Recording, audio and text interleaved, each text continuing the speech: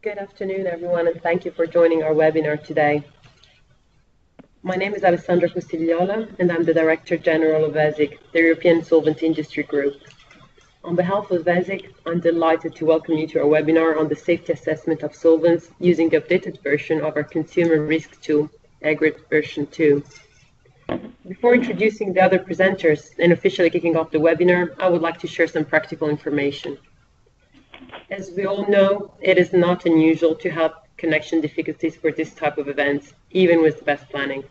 We hope that you have been able to follow the Skype for Business joining instructions included in the meeting notice. If, however, you're unable to connect or to see the presentation via the web link, please be aware that we have made available a copy of the slides in the updated meeting notice sent this week.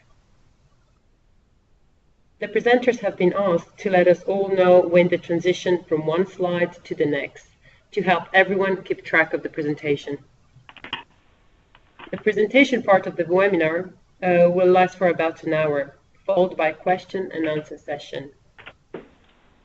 Please be aware that the presentation part of the webinar will be recorded to make it available for further review.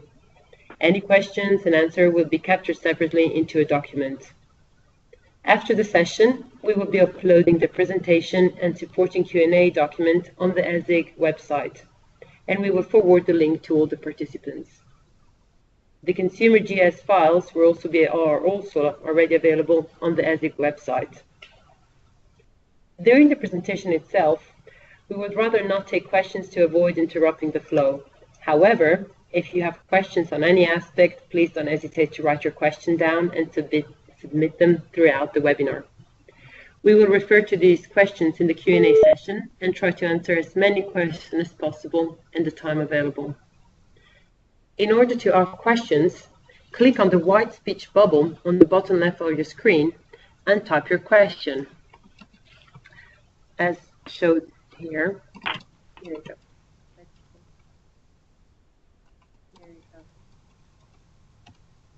Like that. When you're done, you can click on the cross on the top right to close the window. Of course, during the Q&A session, you'll also be able to ask your questions directly. Finally, we would be grateful if you could mute your phone until the Q&A session in order to make it easier for everyone to listen. Thank you. I would now like to introduce you to two experts that will talk us through the webinar, Ms. Tanya Dezina and Ms. Rose Zaleski. A third expert, Ms. Hua Quan, will be joining the panel during the Q&A session, and Mr. Gerson Martin, the ESIG Science Manager, will help facilitating the questions at the end of the webinar and concluding the session. We can now start with the webinar.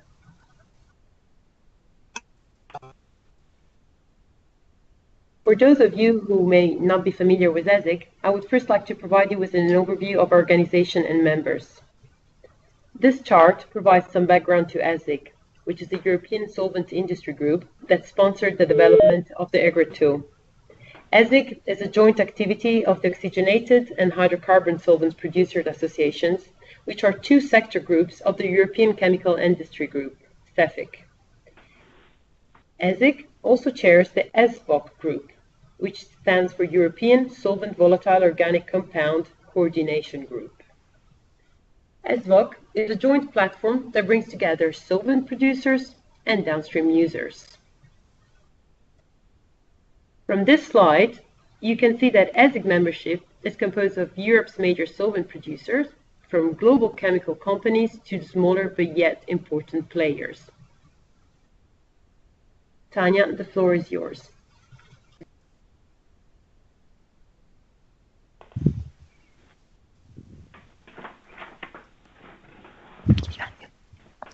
Thank you, Alex. Good afternoon, ladies and gentlemen.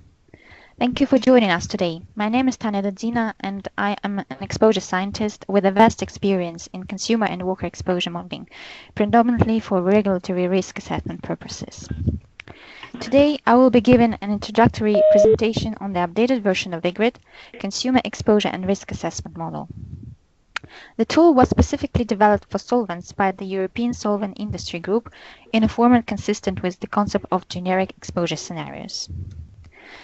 The model is positioned as a Tier 1 Plus tool that falls in between the worst-case scenario lower-tier tools like EasyTalk TRA and more sophisticated higher-tier models such as Consexpo. The presentation will start with some background information on the tool development, and then we'll go on to introduce the new features that have been implemented in its second version. Afterwards, we will have about a 15 minutes of live demonstration session, followed by a quick wrap-up and future plans outline. As Alex mentioned, at the end of the presentation, there will be half of an hour for a Q&A session. Next slide highlights basic things the user needs to know about EGRET. The EGRET acronym stands for the European Solvent Industry Group Generic Exposure Scenario, Risk and Exposure Tool.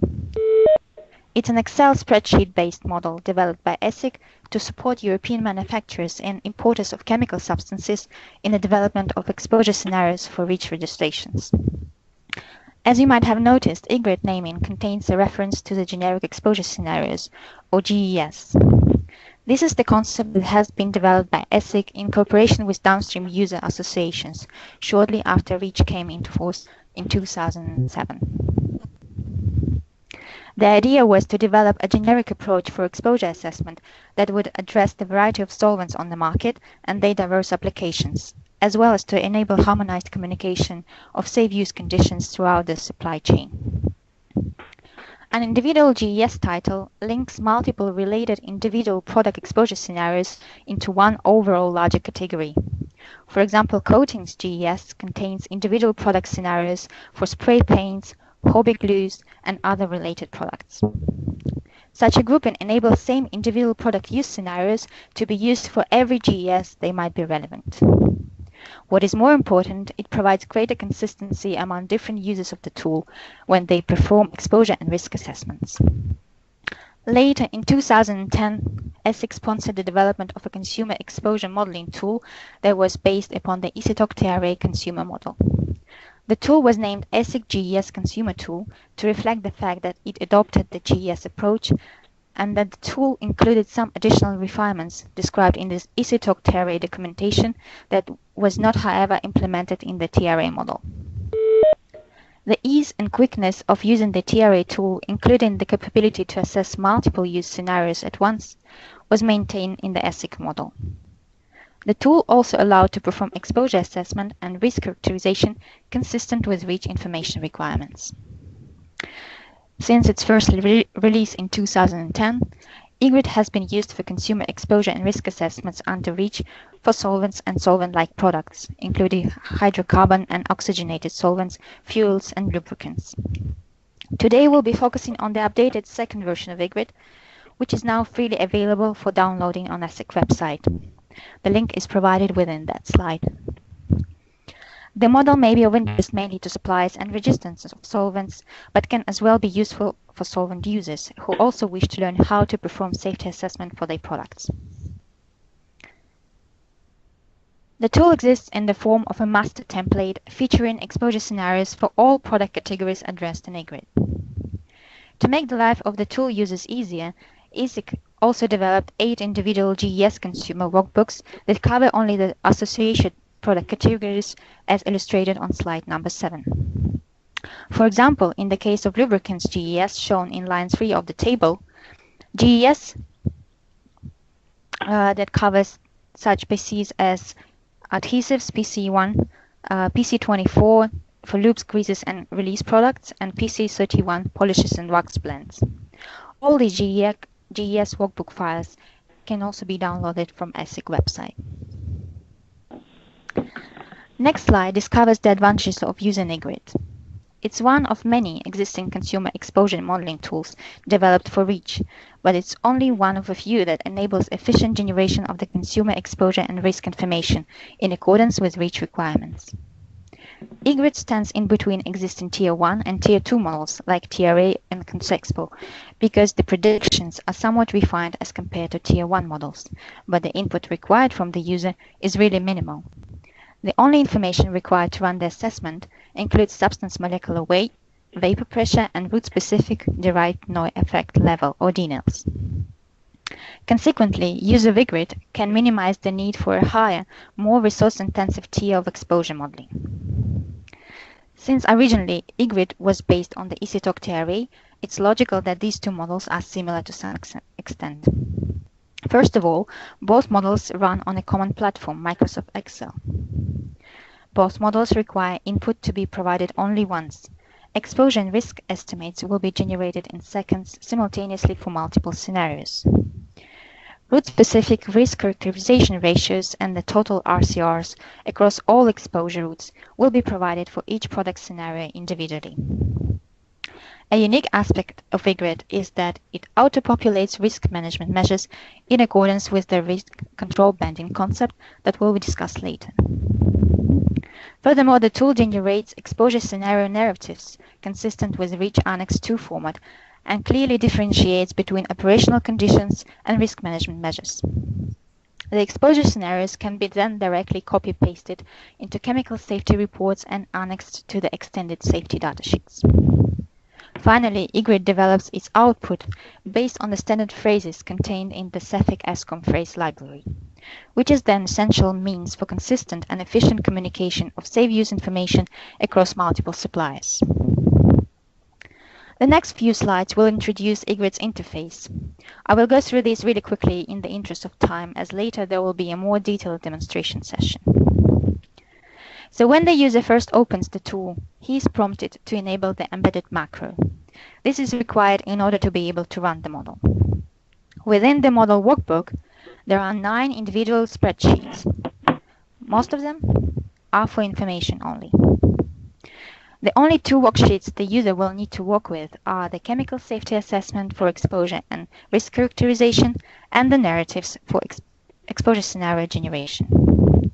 The user input tables comes up on the top of the screen in the CSA tab. The fields are color-coded to facilitate the interaction with the tool. The tan-colored cells indicate required information. These include substance name, molecular weight and vapor pressure, and physical property. The tool is aimed for the assessment from liquids only. For molecular weight and vapor pressure, the preset defaults enable the model to be run even when this information is not available.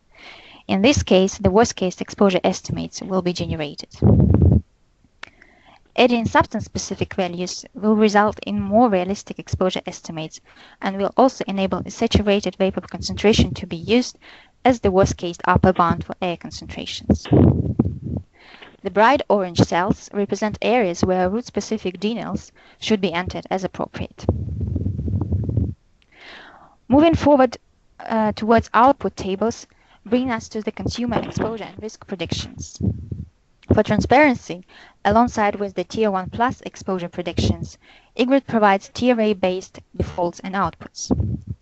In addition to the exposure estimates, risk characterization ratios are also provided for each product scenarios.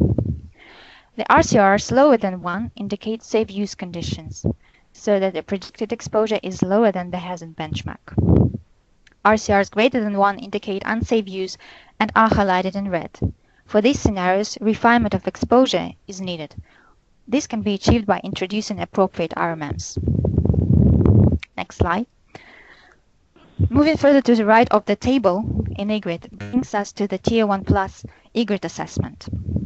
The first half of the EGRET table contains refined exposure determinants that represent typical product use or operational conditions. Some exposure determinants in EGRET can be directly modified by the user, for example based on SCEDS data. However, it's important to note that the product exposure scenarios were designed conservative in their entirety, meaning that some parameter values are linked. Therefore, any modifications of the preset values in the tool should not only require an appropriate justification, but also need to consider that the integrity of the exposure scenario as a whole remains intact. The second half of the EGRET table provides exposure and risk estimates calculated based upon the operational conditions. In EGRET, various types of REACH-relevant exposure and risk can be modeled, including local and long-term systemic risk and the risks on the day of use. Again, RCRs above 1 or any other target value predetermined by the user will be highlighted in colors. As shown on the next slide, for scenarios which resulted in RCRs above 1, both operational conditions and appropriate risk management measures will be auto-populated to achieve RCRs for long-term systemic effects below 1. If a target RCR is selected by the user, this will be also taken into account. All the information will be documented in a separate table in the CSA tab. It's worth reiterating that EGRET can differentiate between operational conditions and risk management measures. Operational conditions include parameters that represent typical use scenarios. They cover changes of input parameters made in the EGRET table. Risk management measures represent boundaries of typical OCs.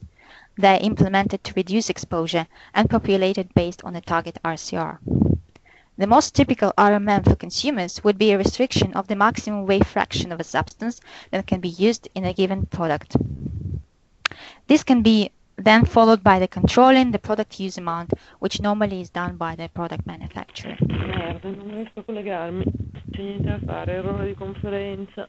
In addition to being reflected in the CSA worksheet, Qui both sono OCs and collegata, ma RMMs are copied to the exposure scenario narrative. E via web That will c'è be link, shown on ma the il next slide. sistema dice che sono autorizzata al link interno, non Excuse me, esterno. excuse me. Can you please mute your phone because it's really disturbing when someone speaks during the webinar. Il problema è quello. Thank you.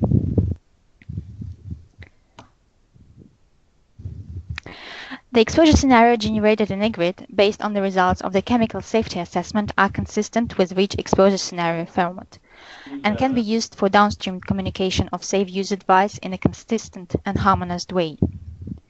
As seen here on slide 13, section 1 of the narrative contains information on the GES use title, associated product categories, the processes and activities. The ERGs and SPERGs for environmental assessment will be need to fill separately because EGRET does not cover the environmental assessment. The first part of section 2 captures the information of control measures for consumer exposure. It lists basic physical properties of the substance as inputted by the user in the beginning of the assessment, as well as the maximal use information across all product categories covered by the selected GES use title. The second part of section 2 of exposure scenario, shown on slide 14, covers the output from the chemical safety assessment for each individual product category individually. It provides detailed operational conditions and risk management measures for each PC, including the parameters under which safe use is warranted. The recipients of exposure scenarios are expected to take into account this information and ensure conformity with communicated advice on safe use of products. To reiterate, all OCs and RMMs are generated based on the standard phrases developed by CEFIC for flawless supply chain communication. That was actually all I wanted to show you with regards to EGRET's interface. We will now explore a bit more the tool's technical characteristics. As mentioned earlier, exposure modeling can be performed in tiers or levels of different complexity and data quality requirements. The lowest tier 1 will require the least data and minimal computational resources to predict exposure, but will also result in the most conservative exposure estimate. Higher tier models will require robust and often personalized exposure datasets that, however, would enable predictions of more realistic values. EGRET is considered to belong to an intermediate modeling tier as it provides refined exposure estimates compared to the worst-case scenario TRA tool. At the same time, EGRET predictions have been proven to be more conservative than the higher tier modeling results or measured data. Deliberately developed for solvents, EGRET accommodates additional solvent-specific exposure scenarios and can generate exposure predictions for all REACH PC codes included in the ESIG GES library. However, it does not yet include exposure scenarios for substances in articles. In addition, EGRET was enhanced with a number of key functionalities, for example, risk control banding approach that we will talk about in more detail in a few minutes. Finally, the performance of EGRET has been investigated in a peer-reviewed publication. The paper is freely accessible following the link provided at the bottom of this slide.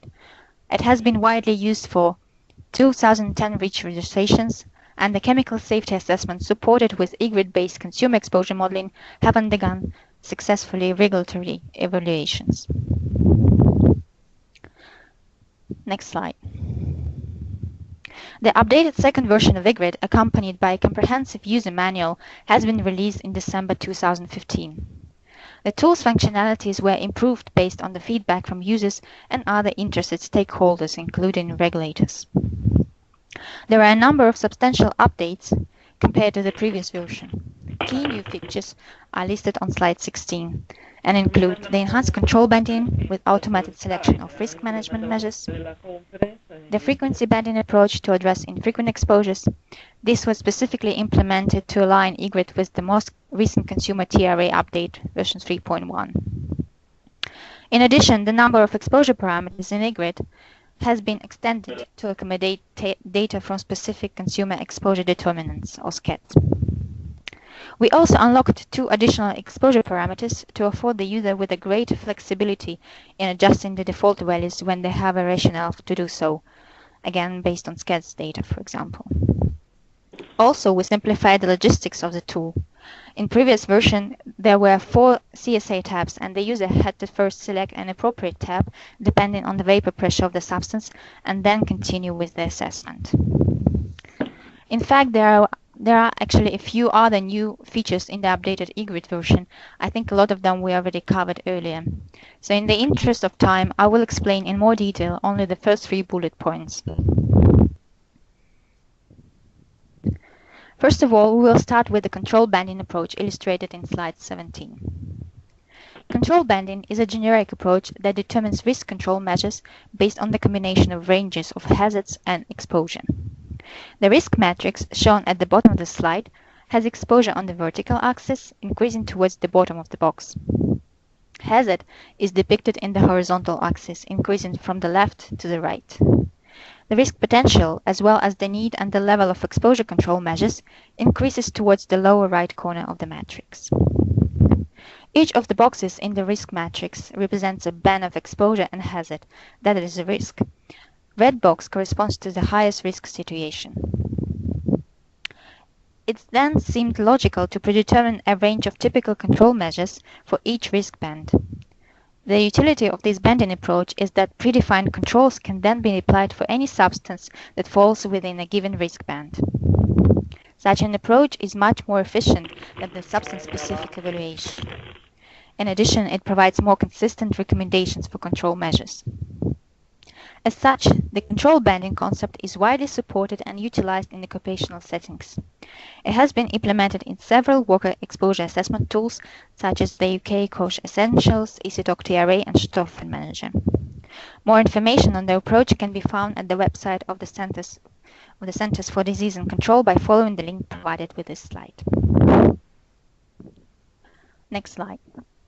In EGRET, the control banding concept has been implemented for consumer exposures. To our knowledge, EGRET is the only consumer exposure model that integrates this approach. In the model, the hazard component of the risk is taken as a starting point. 4 consumer denal bands were developed and incorporated into EGRET to cover the ranges of possible route-specific long-term systemic denals encountered by the general population for typical solvents. As shown in this table on the first line, the lowest band 1 covers the most hazardous substances having the lowest denals. The exposure bands are based upon vapor pressure ranges, consistent with the approach in the ESIG TRA for consumers. Practically, for the EGRET assessment, it means that if the predicted exposure estimated based on the operational conditions ends up being greater than the chronic systemic denal specified by the user, adequate risk management measures will be auto-populated to control the exposure below the most frequent denal value of the corresponding denal band. It may sound a bit complicated in the beginning, but in fact the workflow is quite straightforward, and then the next slide is called to visualize the process step by step. So we are on slide 19 now. This slide provides an illustrative example on the risk control banding approach as implemented in EGRET. For example, we assume that we have a substance with an inhalation denal of 10 milligrams per cubic meter and predicted inhalation exposure of 20 milligrams per cubic meter. In this example, a target RCR of 1 is used. The exposure of 20 milligrams per cubic meter divided by the denal of 10 results in an RCR of 2, so clearly above 1. And this RCR is calculated based upon the tool default's operational conditions. First, EGRET will find out that the denal of 10 is in the denal band number 2, so the low denal band. The lowest denal in the band is 5 milligram per cubic meter. In the next step, EGRET will automatically come up with the risk management measures to reduce the exposure to that lowest value of the low denal band, which is 5 milligrams per cubic meter.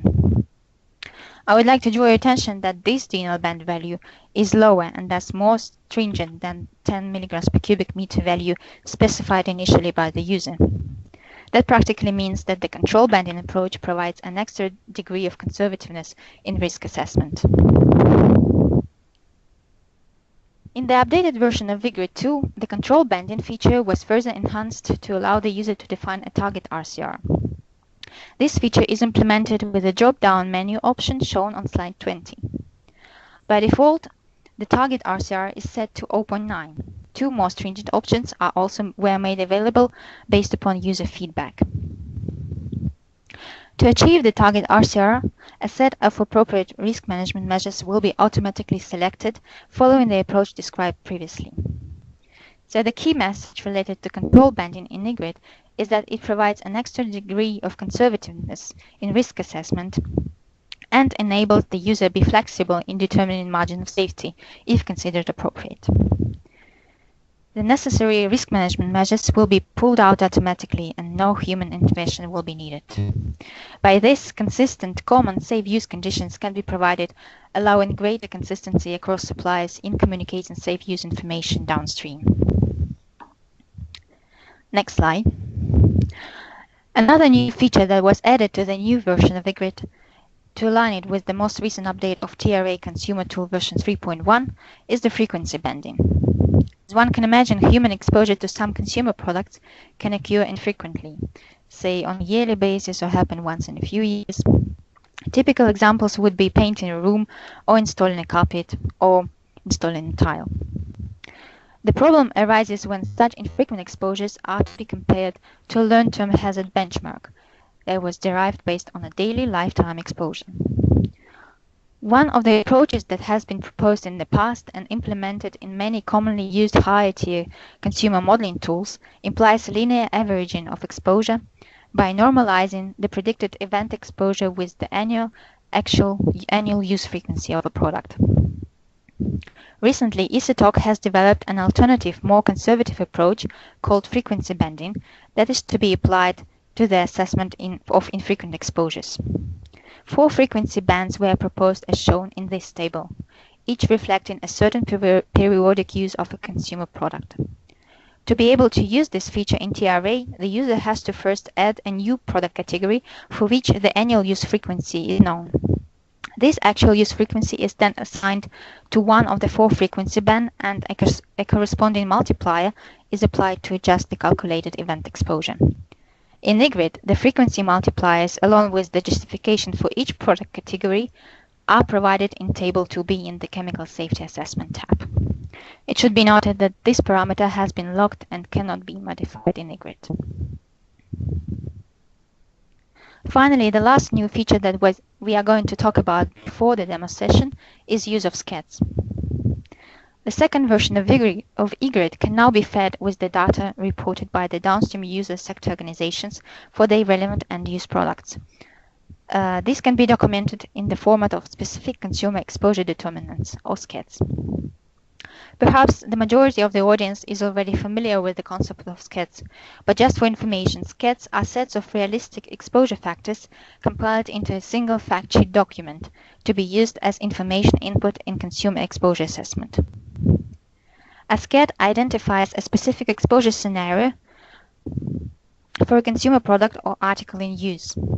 A SCAD is populated with the data mined from for example, peer-reviewed literature or reported trade group activities or product databases. They allow more realistic consumer exposure predictions. A number of scats have been already developed by trade associations for certain types of consumer products, for example, fuels, adhesives, and household cleaning products. In the updated version of EGRET, 6 input parameters can be directly modified based on the data from relevant scats. These parameters include product concentration, use amount, skin contact area, the volume of the product that can be swallowed, dermal and inhalation factors. With that, I would like to terminate the presentation part of the webinar and introduce my colleague Dr. Rose Zaleski, who will guide you through the updated version of EGRET and demonstrate how it can be used. Thank you very much, Tanya. Before I get started with the presentation, can I just check, can you hear me clearly there? Yes, I can hear you well. Thank you, Rose. Okay, great. Thank you. So as indicated, I'm going to be running the tool with a hypothetical case study. Okay, and just to confirm, you'll be moving the slides for me?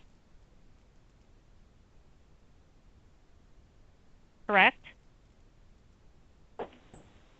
Hello? Yes, Rose. Yes, I'll be advancing the slides for you. So. Very good. Okay, because the monitor was showing some different things. Okay, great. Thank you. Okay, so for the purposes of the webinar, I'm going to be using screenshots and walking through the process step by step. And the EGRET tool runs very quickly, but when we tested the webinar system before this session, we experienced some delays and connection issues when we were moving between the PowerPoint and the Excel file. And so because of this, I'm going to be talking from screenshots. If there is time left after the Q&A session, however, I'm happy to stay on and try to go through actually running the Excel file for anyone who might be interested. So as listed here on slide 23, we're going to be running an example using a hypothetical substance with a molecular weight of 500 grams per mole and vapor pressure of 200 pascals. The substance has systemic long-term derived no effect levels. These are the DNLs, and they're available for both the inhalation and dermal exposure routes as listed here.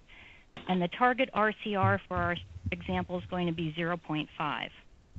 I'm going to explain how the tool is set up, how to enter the input, and the types of output that are provided as we move forward. And I just want to summarize the outputs here. They include the product exposure concentrations, the risk characterization ratios, and those represent the ratio of the predicted exposure concentrations to the DNLs, the operational conditions, the risk management measures, and then the exposure narratives, and that's where a summary of the exposure input and results in the REACH exposure scenario format are provided. So I'd like to move to slide 24 at this time. So to get started, first a copy of the generic exposure scenario of interest, in this case it's the coding GS, can be downloaded from the ESIG website. Once downloaded, the user can reuse this file as many times as they want to. So the downloaded file is an Excel spreadsheet, and when you open it, the first thing you'll get is a message that indicates that the macros have been disabled. So for the tool to run properly, the user must click on Enable Content so that the macro can run. You'll also see here that the tool contains a number of worksheets. For the purposes of this example, I'm going to focus on the CSA, the Chemical Safety Assessment Worksheet, and the narrative worksheets. Those are the two I'm going to focus on in detail. And that's because these are the only two worksheets that the user needs to perform a substance assessment and see all the relevant input and output. The other sheets are included here to provide more information and greater transparency on the tool. So moving to slide 25. Okay, this shows what the CSA worksheet will look like when it's first opened. So as I indicated, the CSA is the main worksheet of interest. It's the sheet where input is entered and also the tool default values and results can be found in it. And when you open it, it looks rather quite complex. It's a rather large worksheet, but it really is very simple to use. As I indicated, there's a lot of information included here, but it's just for the sake of transparency. So it will include information that shows how the EGRET tool is modified from that of the ESITOC TRA upon which it's based, as well as how the output differs. And that information is important to include for documentation, but the user really doesn't need to do anything with it to perform an assessment. So the user input subsection for the substance-specific information is found on the top left as the sheet is open. Oops, sorry, I'm still on the previous slide. In a section clearly marked as the user input table. The inputs are modified, and these are the molecular weight, vapor pressure, and then the substance-specific derived no effect levels or DNL values. And these are the same inputs as in the ESIG TRA consumer tool. So anyone familiar with using that tool will recognize these. On this screen, you can see that the fields required to be modified are denoted by color. So physical chemical inputs are shown in a lighter tan shade, and the substance-specific derived no effect levels are shown in a brighter orange. And at this point, I now like to move to the next slide. And can I please ask folks to, other participants to please mute their phones? Thank you. Okay, so at this point, I'd like to give an indication of the ease of the assessment. On this slide, I'm showing a split screen between both the CSA and the narrative worksheets. Each is going to be discussed in further detail as we continue on with the demonstration, but I just want to cover some highlights here. So in this case, we've opened the CSA worksheet, but we haven't modified any of the defaults. And on the right-hand side is the narrative based upon these defaults. Looking at the bottom right of the screen, we can see the results for the first two contributing scenarios in the codings GES. And I'd just like to bring your attention to the risk management measures, or the RMM cells for those scenarios. Here you can see that no additional RMMs are needed for the first exposure scenario, but there is an upper bound on a weight fraction of a 10% concentration for the second scenario. Okay, if we can move to the next slide, please. Okay. Now, here, by simply modifying the inputs to that of the molecular weight, vapor pressure, and the DNLs of our hypothetical substance, the tool in a second updates all the outputs within the CSA worksheet and also within the narrative worksheet. So all the RMMs in the narrative worksheet for all the scenarios have been updated.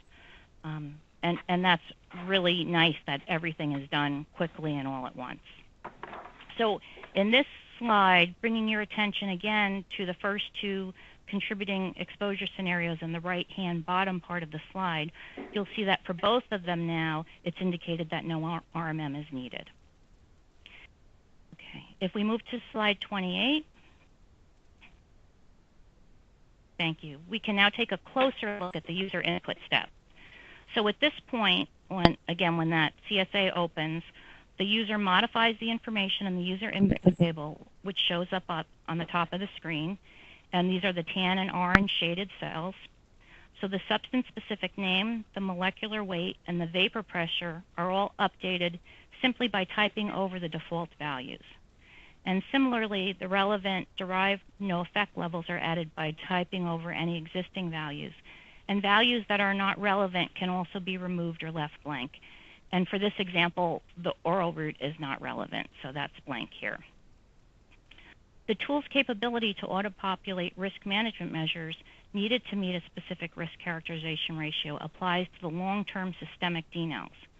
However, the tool is also capable of calculating RCRs for other endpoints, and so other DNLs may also be entered if they're relevant for the substance. And so those are, you can see here, dermalocal, inhalation, and some other inhalation local. There are other entries that are possible here. But again, for the purposes of this example, they're not needed. In this example, we have indicated that we'd like to use a target risk characterization ratio of 0.5. The tool opens up using a default value of 0.9, and so this value has to be changed. The target RCR cell to be changed is further to the right in the worksheet in the column specified here, BY and BZ. So after entering the substance-specific information in the user input section and then selecting the RCR if a value other than the default of 0.9 is desired, the tool automatically performs all exposure and risk calculations. And so at this point, the assessment is already completed. If we move further to the next slide, I'm now just going to go through a series of slides that shows an overview of the rest of the content of the CSA worksheet. So again, this is listed as a step. but really the assessment is completed at this point. It's really just to go through what is in the worksheet, and it is good practice anyway to go through and make sure that the scenario as it's set up is relevant for the substance and use that the user is evaluating. So here you see this is just starting to the left in the CSA worksheet and the rows under the user input table. It starts with the product codes and the subcategories associated with the generic exposure scenario, and it continues. There will be a number of these rows for all of the contributing scenarios. The columns to the right start by first providing the ESIG consumer TRA defaults for each exposure scenario. And then if we continue forward to the next slide, so we're now continuing to the right in the worksheet, and here we can see the predicted exposure and risk characterization ratios that result if the TRA were to be used. And as you can see for this example, for the first two contributing scenarios, the RCRs are above 1. And I just want to point out here as well 2 things. So the RCRs greater than 1 are highlighted in red, and the systemic exposure on day of use is what's modeled in the TRA. And if we can go to the next slide, please. So here we're again continuing to the right in the worksheet. And so now the EGRET default input values are shown. In this slide, you can see that any modifications to the TRA default values are substantiated, and a justification is provided for the change along with a reference for that justification. And you can see that in the arrow that points out the references are provided. As I've already indicated, or as Tanya has indicated, the user does have the capability to modify some of the EGRET input parameters. So for example, if they have SCEDs and they want to incorporate the SCEDs, there's the capability to do that. If the user does choose to modify default value, a message box will pop up to prompt the user to provide justification for this change. Again, these are the operational conditions so that they really need to be justified. Also on this slide, and you'll see circled, the introduction of the frequency banding feature that's found in the current TRA version that Tanya has discussed. The multiplier based upon the frequency banding approach is shown. And I just want to point out as well, again, for the purposes of fitting information on this slide, not all of the columns for the EGRET defaults are presented here. And I just want to point out one other thing here, that it's important to consider when using the tool and before making any modification that each scenario has been designed so that the scenario as a whole is what will provide a conservative estimate of exposure. And within a given scenario, some parameters may be dependent upon each other. So for example, if you have a do-it-yourself type product such as a wall paint, the use amount will depend upon the room size. So it's important that any user of the tool carefully consider and really justify any modification to the default values and consider that the scenario as a whole is still going to remain conservative. So moving on to slide 32, please. We can see the slide 32. Yes, Rose, I advanced the slides, so it should be able now to see. Oh, okay. Okay. All right. Well, this is, sorry, we've just been kicked out. So give me just 1 minute to pull the slides up. Okay. Thanks. Okay. All right. So in slide 32, we're continuing to move to the right in the CSA worksheet. And we now come to the EGRET exposure predictions, which are based upon the EGRET inputs in the previous section. And as discussed earlier, these exposure predictions are provided for a range of REACH-relevant exposures, so you'll see predictions for local and systemic effects and day of use and chronic scales. Moving on to slide 33. Yes, Oh, thank you. We next find the EGRET risk characterization ratios calculated from the EGRET exposure predictions and the substance-specific DNL values that have been entered. Again, here the tool uses the changes in color highlighting to help the user understand any cases in which the RCR is above a value of interest. So similarly as before, cells in red denote an RCR greater than 1, and here cells in the yellow highlight indicate an RCR that exceeds the target RCR, which was 0.5 for this case. I'd also like to point out on this slide that for the first two contributing scenarios, RCRs are greater than 1 only for the second one on a daily use basis. In comparison, based upon the TRA defaults, these RCRs were higher. And then also using the frequency bands, which consider that infrequent uses are being compared to chronic derived no effect levels, the RCRs are not greater than 1 for either of the 2 exposure scenarios. For the second scenario, however, the target RCR of 0.5 is exceeded. And so we'll move forward to slide 34 to see how that is handled by the tool. Yeah, it's there. Thanks. On this slide, again, we're proceeding further to the right in the CSA worksheet. We can now see for each scenario the operational conditions and the RMMs. And the operational conditions here summarize all of the EGRET input values for that scenario. Any additional risk management measures that must be implemented to reduce the RCR to a value less than the target RCR are also specified. And so you can see that here for the second scenario, there is a specification for the RMM. And then to the right of that, these RCRs here, these are the ones that are calculated for the scenarios after including the RMMs in the exposure calculation. So as I indicated, a lot of information, but a lot of it is there for transparency, and it's not something the user has to do anything with. And to summarize so far, what we've reviewed is how to enter user input into the CSA worksheet, and then we've reviewed the structure, the information, and where output is shown within this worksheet. So if we can now move to slide 35. Okay, is that showing? Yeah, it's showing. Yeah. Great, thank you. So now we've moved to the narrative worksheet to see how this information is automatically summarized in the exposure scenario format for each. So the worksheet includes the name of the generic exposure scenario. So in this case, it's coatings. It includes the product codes associated with this GES. And then as you move further down, you see the substance and product-specific information. It has automatically been populated.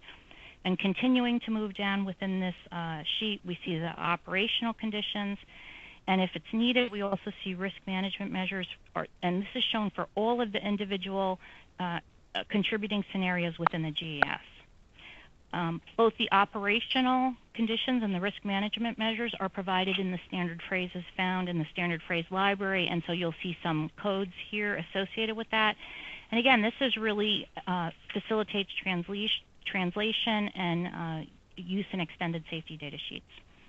And at this time, before ending, I'd just like to go back to one slide to provide some more general information on the tool structure. So if we just go to slide, it's actually repeated. If you go to the next slide, slide 36, we can see it. Yep. So thank you. Thanks. Okay, so here I'm just coming back again to the screenshot of the CSA worksheet when it's first opened. And at the bottom, we can see the identities of all the worksheets included in the EGRET tool. So the first worksheet is called Updates, and that's really just what it is. It documents all of the updates that have taken place in the tool over time so that the user can just track this and there's transparency. The second worksheet here is User Guidance, and it provides a brief description of how to use the tool. In addition to this worksheet, much more information is and will be available. There's an updated user manual for the tool, and that's posted on the ESIG website. And also, as indicated earlier, this presentation will be posted with talking notes, and the webinar will be posted. So this sheet is really just so that as you're using the tool, if you need something for quick reference, the basics of it, it's in that. The pick list and standard phrases are just that. They provide a summary of all the pick lists and standard phrases used within the tool. The CSA and narrative are the sheets that I've gone through in detail. The reference worksheet here contains the citation information for any time that a change was made in the EGRET default parameters as compared to the TRA default. So the reference for that substantiates that change is included there. And then finally, the last two worksheets here, the OC populating and RMM populating worksheets, these really have to do with the logistics of how the tool automatically calculates the RMMs and populates both the OCs and RMMs in the narratives worksheet. So at this point, I've covered how to use the tool and really just an overview of its design and structure. So I'd like to thank you very much for your attention, and I'd also like to turn the microphone back to my colleague, Dr. Dadzina. Thank you, Rose, for this very detailed and interesting demonstration. I think we're nearly complete and ready to finish, so we just need to wrap up the presentation and again highlight the key messages of today's webinar. So EGRET is a tool for consumer exposure and risk assessment developed by ESIG for solvents and solvent-like products. The tool can also be useful for formulators of solvent-containing mixtures when they want to carry out their own chemical safety assessments. Since the tool was specifically designed for solvents, the assessor of other consumer ingredients, for example fragrances, are urged to check whether the generic exposure scenarios in EGRET reflect typical use of other substances.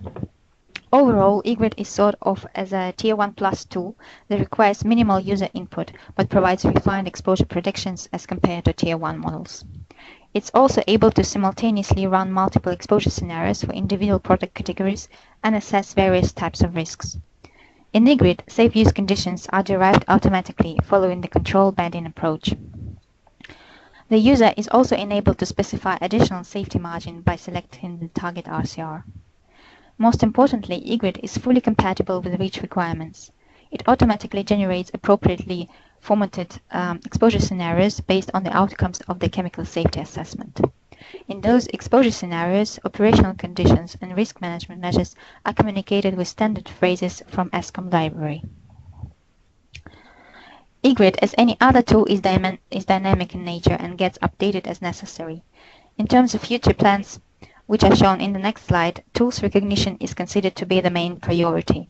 This webinar in particular was designed to increase public awareness of EGRET and promote its expert use. In addition, ESIG has recently launched a project on the development of XML files that can be directly imported into ECHA's Chemical Safety Assessment and Reporting Tool, or KSAR. These XML files will allow the risk assessor to automatically transfer all the information from EGRET, including refined and justified operational conditions and risk management measures. This can be directly fed into KSAR. Once in KSAR, the EGRET-based chemical safety assessment can be inherently integrated into the chemical safety reports which are generated with KSAR, as well as to provide input for the population of Section 3.5 and 3.7 in Euclid. In the long-term perspective, it would be also good to enhance the tool with the article exposure scenarios. However, the exact timeline for this activity has not been defined. With that, I would like to finish the webinar and thank you for your kind attention. We are now open for questions.